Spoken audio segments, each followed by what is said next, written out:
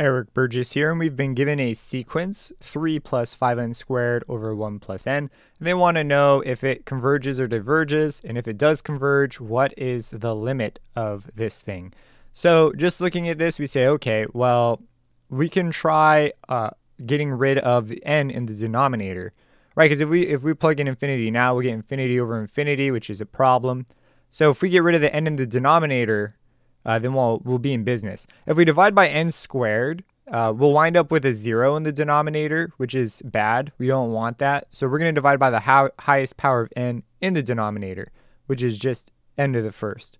So if we do that, we'll get this instead. We'll get 3 divided by n, right? Because we have to divide everything by n, plus, and then 5n squared divided by n is just 5n, over, and then when we divide this out by n, so we get 1 over n plus 1. Now this is something we can take a limit of, and we'll get a more useful result. So if we take the limit as n goes to infinity, we're going to get this. 3 over infinity, right, that is 0. 5 times infinity, right, because n is now infinity. If we're taking the limit, we're going to get infinity. 1 over infinity, that's 0 plus 1. Which gives us infinity, which is a problem. This would indicate divergence. It diverges. But you might say, well, maybe there's some other way to write this thing. Maybe you don't trust your result here entirely. Is there another way to do this? Well, there's another theorem that we could use. You might say, well, this is for the sequence n, but we know that there's also a function that corresponds to the sequence, right? Because if we have a function and we take x as it goes to infinity, because what we're thinking is maybe L'Hopital's rule, maybe that'd do something. And so there's a theorem, right, that says that if we have a function and we plug in and we take the limit of f of x is equal to a limit, and we know that this same function, when we plug in n, gives us out the sequence inputs. So, right, you plug in n, you get it out.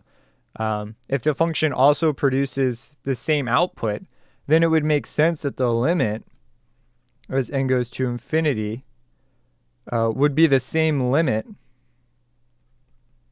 as x goes to infinity, which would equal, right, whatever that limit is. They would be equivalent, right? If these two things hold, then we're good to go.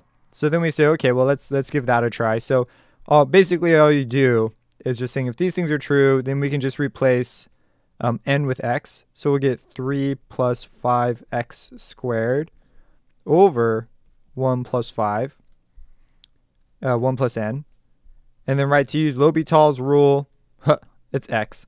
Sorry about that. To use L'Hopital's rule, we got to show an indeterminate form, but we already know that if we take the limit as x goes to infinity, we get infinity over infinity, which is grounds for L'Hopital's rule. So we use L'Hopital's, and we take derivative of the top, which is 5x, over derivative of the bottom, which is just 1. And look at this. We get the 5n here. We get the 5x here. So we could see we actually arrive at the exact same form.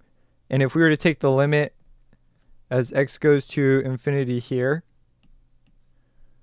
we still get infinity, indicating divergence. So it's another way to just show that, hey, this definitely diverges.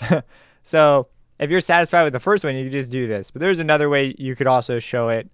There's probably others. These are just the first two that occurred to me. If you have any questions about this, feel free to let me know. Subscribe and hit that bell icon for future videos. And we'll catch you in the next problem.